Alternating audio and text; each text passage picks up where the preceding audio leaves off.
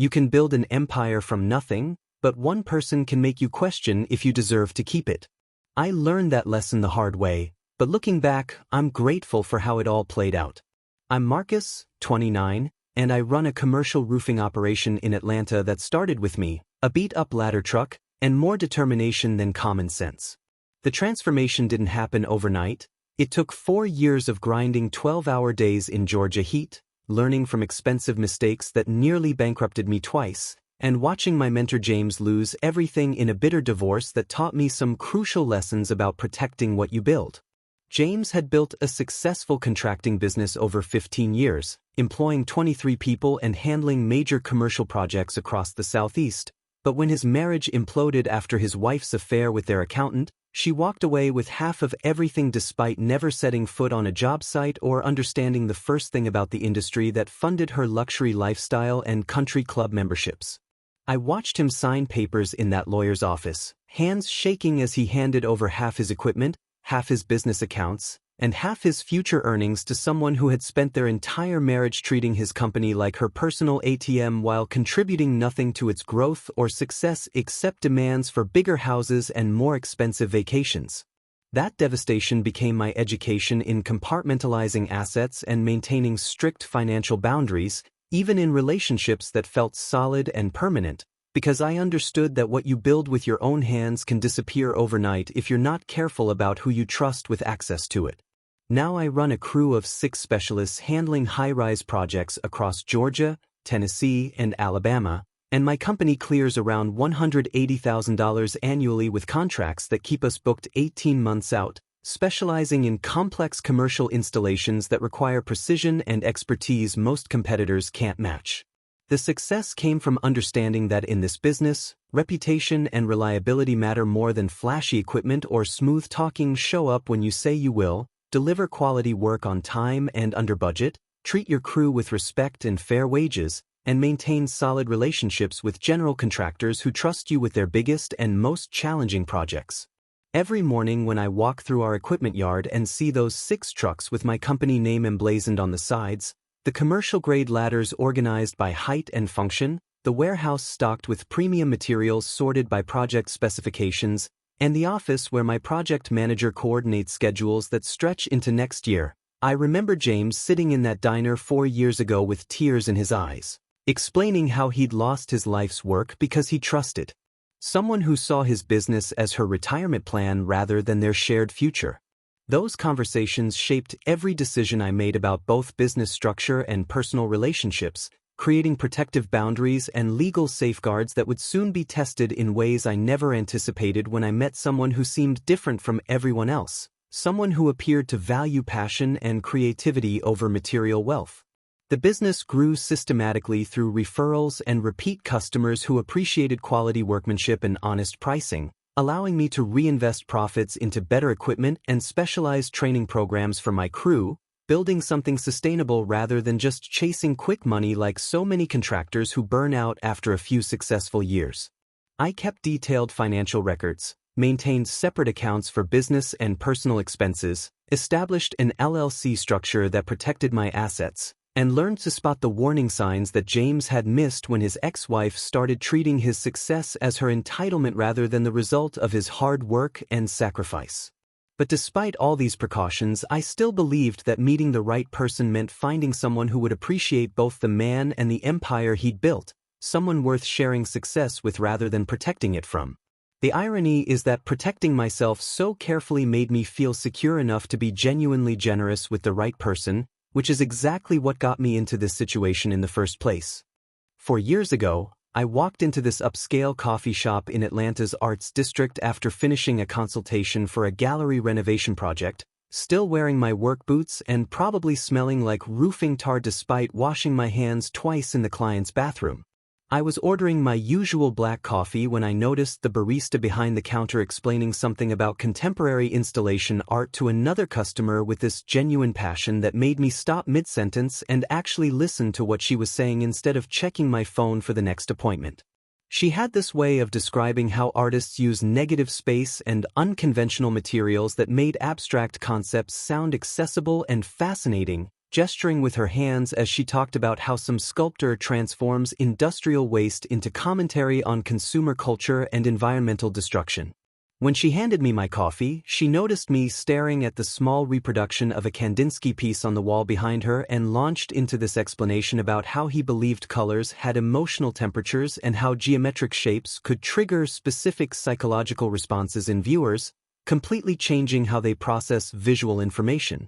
I found myself standing there for 20 minutes, completely captivated by someone who could make me see art as something more than pretty decorations or pretentious nonsense that wealthy people collected to show off their sophistication. Her name was Sophia, 26, with a master's degree in museum studies from a prestigious East Coast program that had cost her more than my first work truck and required her to write a thesis on curatorial practices in post-digital exhibition spaces. She'd moved to Atlanta specifically for the emerging contemporary art scene, working at this coffee shop while pursuing her dream of becoming an exhibition curator for major museums and galleries that could afford to pay living wages to their professional staff. The job paid her about $28,000 annually before taxes, barely enough to cover rent in the trendy neighborhood she'd chosen to be close to the galleries where networking happened, and she was drowning in student loan payments from her graduate program that totaled more than most people make in their first year out of college. But listening to her talk about curatorial vision and how thoughtfully designed exhibitions could challenge societal assumptions and introduce people to new ways of understanding their world, I understood that money wasn't what drove her. She had this genuine intellectual passion for creating meaningful cultural experiences that could change how people see themselves and their communities. Over the next few weeks, I found myself stopping by that coffee shop more often than my caffeine addiction required, timing my visits to coincide with her shifts and gradually learning about her background, her academic achievements, and her long-term aspirations in the museum world. She'd grown up in a middle-class family in North Carolina where education and cultural enrichment were prioritized over material wealth, and her parents had supported her academic pursuits even when they couldn't afford to help with living expenses during graduate school or the unpaid internships required for professional advancement. The conversations we had during quiet moments between customers revealed someone who was frustrated not by her current financial limitations, but by the barriers those limitations created between her and the career opportunities she'd worked so hard to qualify for through years of study and research. She explained how most curatorial fellowships at prestigious museums were unpaid or offered stipends so small that only candidates with family money could afford to accept them, creating a system where economic privilege determined access to cultural influence regardless of merit, passion, or academic accomplishment. After 8 months of these coffee shop conversations that gradually evolved into actual dates at gallery openings, museum exhibitions, and artist studio tours, I understood that I'd found someone whose dreams were worth investing in, someone whose success would benefit not just her but the broader cultural community she wanted to serve through her expertise and vision. The problem was that pursuing those dreams required financial stability she couldn't achieve on a barista's salary while maintaining the professional presence and networking opportunities essential for advancement in the highly competitive museum world.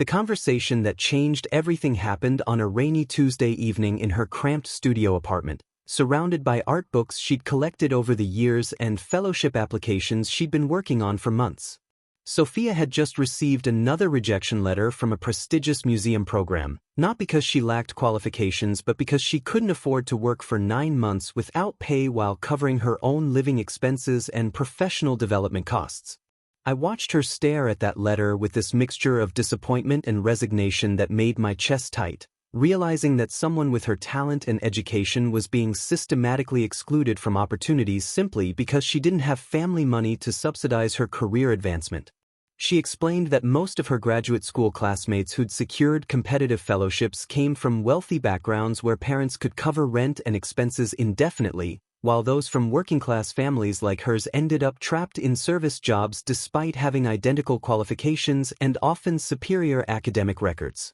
The unfairness of it made me angry in a way that surprised me, because I'd always believed that hard work and merit eventually won out over privilege, but here was someone proving that wasn't always true in fields where unpaid positions served as gatekeepers to professional advancement. That's when I made the offer that would define the next 4 years of my life and ultimately teach me the difference between supporting someone's dreams and enabling someone's expectations.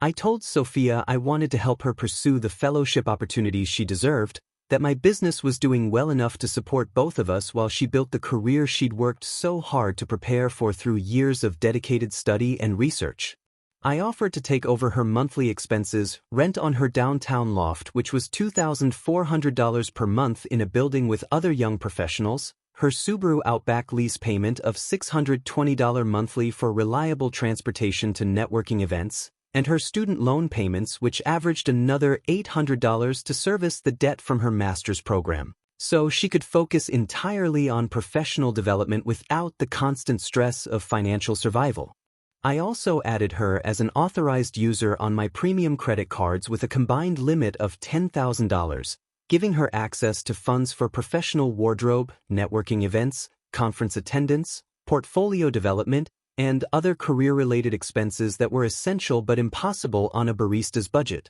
The monthly total averaged around $6,000, which represented about 40% of my business income after taxes and business expenses, but I viewed it as an investment in our shared future rather than a financial burden or charitable donation. I'd seen how my business mentor James had supported his wife's various pursuits over the years, including her real estate license and interior design certification, and while that relationship had ended badly, I believe the mistake was trusting the wrong person rather than being generous with the right one. Sophia's reaction was everything I'd hoped for, genuine gratitude mixed with excitement about finally being able to pursue opportunities that had been financially impossible before, plus relief that she wouldn't have to choose between career advancement and basic survival needs. She quit the coffee shop within 2 weeks and threw herself into the competitive world of fellowship applications, curator networking events, and gallery relationship building with the kind of focused intensity that convinced me I'd made the right decision about supporting her transition into professional museum work.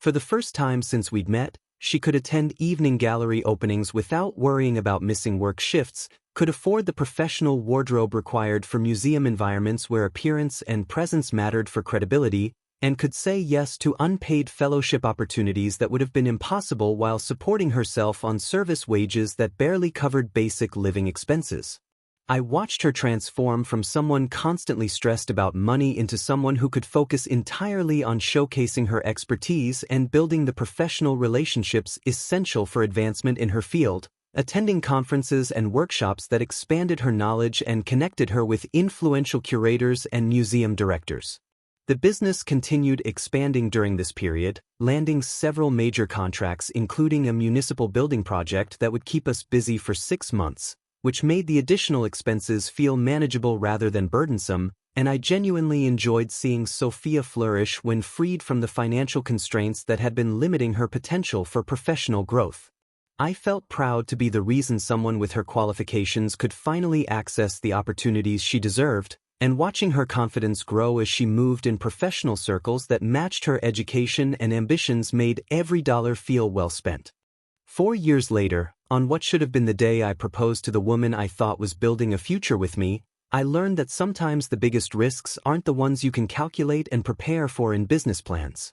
I'd been planning this proposal for months, coordinating with the High Museum of Art to arrange a private viewing of their contemporary collection, the same type of exhibition space where Sophia had always dreamed of working as a curator. I'd commissioned a custom engagement ring from a local artisan who specialized in unique pieces, featuring her birthstone surrounded by smaller diamonds arranged in a pattern inspired by the geometric abstractions she'd always admired in Kandinsky's work. The reservation confirmations for our celebration dinner at her favorite restaurant were printed and stored in my truck, along with champagne and flowers I'd picked up that morning after finishing an emergency roof repair ahead of schedule. I was driving to her loft with this nervous excitement building in my chest, mentally rehearsing how I'd tell her that I wanted to spend the rest of my life supporting her dreams and building something meaningful together. The text message arrived while I was sitting in her parking space, engine still running, the ring box in my jacket pocket feeling like it weighed more than my commercial ladder setup. The message was cold and businesslike, completely different from her usual communication style, and reading it felt like getting hit with a sledgehammer to the chest while standing on a scaffold. She wrote that she'd found her true calling with someone who understood her artistic vision in ways I never could, that we were fundamentally incompatible despite the 4 years we'd spent together building what I thought was a solid foundation, and that I shouldn't contact her anymore because she needed to focus on this new chapter of her life without distractions from the past. No explanation about the 4 years of financial support that had enabled her career development, no acknowledgement of the sacrifices I'd made to help her pursue opportunities she couldn't have accessed otherwise, no recognition that I'd been the foundation that allowed her to build the professional network where she'd apparently met someone more suitable to her ambitions. Just a dismissive message that reduced our entire relationship to an incompatibility issue, as if the problem was that I'd never properly understood her rather than that she'd decided to trade up to someone who offered better prospects for her future career advancement. The shock lasted exactly 90 seconds before my business training kicked in and I started thinking systematically about damage control and asset protection, the same way I'd approach a project that had gone sideways due to weather or client changes. I walked up to her loft using the key she'd given me 2 years earlier, let myself in, and sat down on the couch I'd helped her pick out when she'd moved into the place I'd been paying for since she quit her coffee shop job. The ring box went back into my jacket pocket, the dinner reservations got canceled from my phone while I sat there, and I started making a mental inventory of everything that needed to be addressed immediately to protect myself from further financial exposure. I'd learned from watching James lose everything that the first few hours after a relationship ends are crucial for protecting yourself legally and financially, especially when significant money and shared resources are involved, because emotions run high and people make decisions they later regret. Sophia's laptop was open on the kitchen counter, probably where she'd typed the breakup message, and I could see her email tab was still active with what looked like correspondence about fellowship opportunities and gallery positions I'd never heard her mention before, suggesting this decision had been planned for weeks or months while she continued accepting my financial support. The irony wasn't lost on me that I was sitting in an apartment I'd paid for, surrounded by furniture I'd helped purchase, looking at evidence that she'd been planning her exit while still using my credit cards and taking my money. What happened next was the most methodical and efficient business operation I'd ever executed, and I handled it with the same precision I brought to complex roofing installations where one mistake could cost thousands of dollars in materials and labor. Within 2 hours of receiving that text message, I had systematically severed every financial connection between us, starting with the most critical items that could cause immediate damage to my credit rating and business accounts if left unaddressed. I called the credit card companies first, explaining that an authorized user was no longer authorized to make purchases on my accounts, and had both cards canceled with replacement cards being expedited to my address only within 48 hours. Then I contacted her auto insurance company and had myself removed from her policy as the primary policyholder, followed by a call to the leasing office to provide written notice that I was terminating my personal guarantee on her lease agreement effective immediately under the 30-day clause I'd insisted on including when I first co-signed. Her cell phone service was disconnected within minutes through my carrier's mobile app, along with the premium streaming services, gym membership, professional subscriptions, and various other recurring charges I'd been covering for years without really tracking the total monthly cost. I documented everything with screenshots of cancellation confirmations, sent formal emails to each company confirming the changes and requesting written acknowledgement, and created a comprehensive digital paper trail that would protect me if she tried to claim I'd agreed to continue supporting her financially after our relationship ended. My business attorney, the same guy James had recommended after his divorce who specialized in protecting contractors from personal liability, confirmed by phone that without marriage or jointly owned assets, Sophia had no legal claim to continued support regardless of how long I'd been providing it voluntarily during our relationship. The systematic approach felt strangely therapeutic, like I was finally regaining control over a situation that had been entirely in her hands when she made the unilateral decision to end our relationship via text message while I was sitting in her parking lot ready to propose marriage. I also changed the locks on my own apartment that evening since she'd had a spare key for 2 years, updated the security codes on all my business accounts just in case she'd ever observed me entering them, and even changed my banking passwords as a precautionary measure. 3 weeks later, an envelope arrived at my office containing a formal letter from a law firm I'd never heard of, demanding $35,000 in what they called transitional support to help Sophia maintain her professional development activities while she adjusted to her new financial circumstances following our relationship. The letter claimed that I had created a financial dependency situation that constituted a legal obligation to continue providing support for a reasonable transition period, and threatened legal action if I didn't respond within 10 business days with a specific payment plan addressing their clients' legitimate expectations. I forwarded the letter to my attorney, who called me that afternoon laughing to explain that this was a common intimidation tactic used by people who had no actual legal standing but hoped to pressure ex-partners into voluntary payments to avoid the hassle and expense of defending themselves against frivolous litigation. He drafted a formal legal response explaining that Georgia state law does not recognize financial dependency as grounds for continued support between unmarried individuals, that all financial assistance had been provided voluntarily during the relationship without any contractual obligations, and that any further correspondence should be directed to his office rather than to me personally or my business. The demand letter was apparently the extent of their legal strategy, because we never heard from Sophia's attorney again, but it confirmed that she was willing to use the legal system to try extracting money from me even after she'd ended our relationship to be with someone else who supposedly better understood her artistic vision. The whole experience taught me that protecting yourself financially requires the same attention to detail and systematic planning that running a successful contracting business does,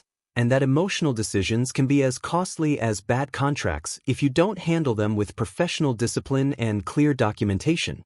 The confrontation I'd been dreading came 2 weeks later when I arrived at Sophia's loft with professional movers to collect the furnishings and equipment I'd purchased over the years, armed with receipts stored in my phone and a detailed inventory list my attorney had advised me to prepare. I'd scheduled the pickup for a Tuesday morning, figuring Sophia would be at whatever new opportunity she'd found, but instead discovered her waiting with 2 other people who clearly weren't there to help with furniture logistics. The first was obviously Garrett, the trust fund photographer she'd mentioned in her breakup message, a guy in his early 30s wearing expensive designer clothes that probably cost more than my crew makes in a week, and an expression that suggested he'd never worked a physical job in his life or understood what it meant to build something from nothing. The second was someone filming everything with a phone, apparently documenting our interaction for what Sophia later claimed was legal evidence, though my attorney had warned me this might happen and advised me to remain professional and calm regardless of any provocation or attempts to escalate the situation.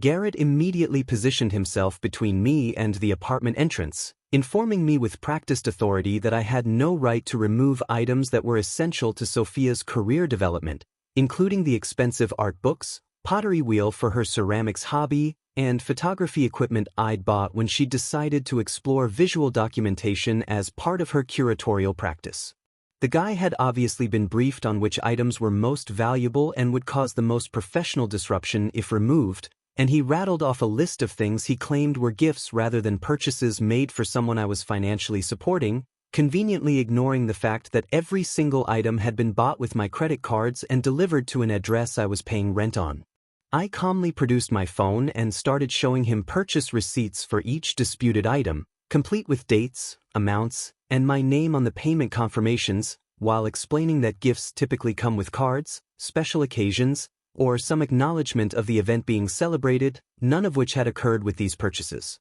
When Garrett attempted to physically block the movers from entering the apartment, clearly hoping to escalate the situation into something that would look bad on their recording and potentially give them grounds for a harassment claim, the lead mover stepped forward and professionally informed him that interfering with illegal property recovery could result in charges for obstruction of justice, while maintaining the calm demeanor that comes from years of dealing with difficult situations in emotionally charged environments. At that exact moment, my attorney arrived unannounced with a folder of legal documentation, having anticipated that this pickup might involve complications given Sophia's previous attempt to extract money through legal intimidation and threatened litigation. He handed Garrett a formal letter explaining that all items being removed had been purchased by his client with documented proof of ownership, that interference with property recovery could result in legal consequences including charges for conversion and theft, and that any disputes should be addressed through proper legal channels rather than physical confrontation or attempts at intimidation. The presence of a lawyer with official paperwork and legal credentials immediately changed the entire dynamic of the situation, and Garrett's aggressive posture deflated as he realized this wasn't going to be the simple intimidation scenario he'd probably imagined when Sophia asked him to help block me from reclaiming my own property. Sophia emerged from the bedroom looking like she hadn't slept well in days, probably stressed about the financial reality of supporting herself without my subsidies and facing the prospect of returning to service work to cover basic living expenses. And she made one last desperate attempt to negotiate by suggesting that I was being vindictive and destroying her career prospects by removing tools essential to her professional development. My attorney calmly explained that purchasing items for someone during a relationship doesn't automatically transfer ownership to them, especially when the purchaser has maintained receipts and the items were clearly intended for temporary use during the relationship, not as permanent gifts with transferred ownership rights. The movers completed their work efficiently while Sophia and Garrett retreated to a corner to whisper furiously, occasionally glancing at the legal documents that had effectively ended their strategy of claiming I was stealing gifts rather than recovering my own property that I'd purchased and paid for. As we loaded the last items into the moving truck, I noticed Garrett taking photos of the empty apartment with his expensive camera equipment, probably documenting what he perceived as evidence of my vindictive behavior, not realizing that removing your own property after a relationship ends is both legal and practical rather than petty revenge. What I didn't anticipate was how quickly Sophia would turn to social media to craft a narrative that painted herself as the victim of financial manipulation by what she called a controlling blue-collar partner who had deliberately sabotaged her artistic opportunities out of jealousy and spite. Within days of our confrontation, she posted a lengthy Instagram story that portrayed our entire relationship as an abusive situation where I had systematically isolated her from friends, monitored her activities, and used money as a weapon to control her career choices and personal decisions. The post included carefully selected photos from our time together, cropped to remove context and accompanied by captions that reframed my financial support as evidence of manipulation rather than generosity, suggesting that I had trapped her in a dependency situation to prevent her from achieving independence and professional success. She described how I had forced her to quit her job, demanded constant accountability for her time and activities, and threatened to destroy her career if she ever tried to leave the relationship, creating a narrative that made her sound like a prisoner rather than someone who had voluntarily accepted financial assistance to pursue unpaid opportunities. The post gained significant traction among her followers, many of whom had never met me and had only heard Sophia's version of events, leading to supportive comments about toxic masculinity and financial abuse that reinforced her victim narrative while completely ignoring the reality of our relationship dynamic. But Atlanta's arts community is surprisingly interconnected, and several gallery coordinators who had witnessed our relationship firsthand recognized the false narrative she was promoting and understood the reality of what had actually transpired over the 4 years we were together. Word spread quickly through the professional network she had worked so hard to build that the promising curatorial fellow who had been making such impressive progress was publicly trashing her benefactor after leaving him for a wealthy photographer who could offer better career connections and social status. The story became particularly damaging when people started sharing their own observations about how grateful Sophia had always seemed when introducing me at events, how she had frequently credited my support with making her opportunities possible, and how she had never shown any signs of the isolation or control she was now claiming had characterized our relationship. Several professionals who had worked with her began questioning her credibility and professional judgment, wondering what other aspects of her personality and ethics they had failed to recognize during their previous interactions. The museum where Sophia held her fellowship position quietly declined to renew her contract at the end of the term, citing professional conduct concerns and the need to maintain institutional credibility in their partnerships with donors and supporters who might be alienated by association with someone willing to publicly attack former benefactors. Several gallery owners who had been considering her for curatorial positions withdrew their offers, not necessarily because they believed I had been controlling, but because her public airing of relationship grievances demonstrated questionable professional judgment and a willingness to damage people who had supported her career when it suited her purposes or when she needed to justify her decisions. The arts community values discretion and professionalism, And Sophia's social media campaign violated both principles while creating unnecessary drama that reflected poorly on her character and decision-making abilities. Meanwhile, my roofing business continued thriving with new municipal contracts that kept us booked solid for the next 18 months. I had started dating Elena, a successful architect who appreciated my entrepreneurial drive and treated my success as something to be celebrated rather than exploited for personal gain. And I found that I felt only mild curiosity about Sophia's current circumstances rather than any lingering emotional attachment or desire for revenge against someone who had shown her true character so clearly. The contrast between supporting someone who valued what you brought to their life versus someone who saw it as their entitlement became crystal clear through Elena's genuine gratitude for simple gestures and her insistence on contributing equally to our shared expenses and activities, demonstrating what mutual respect and partnership actually looked like in practice.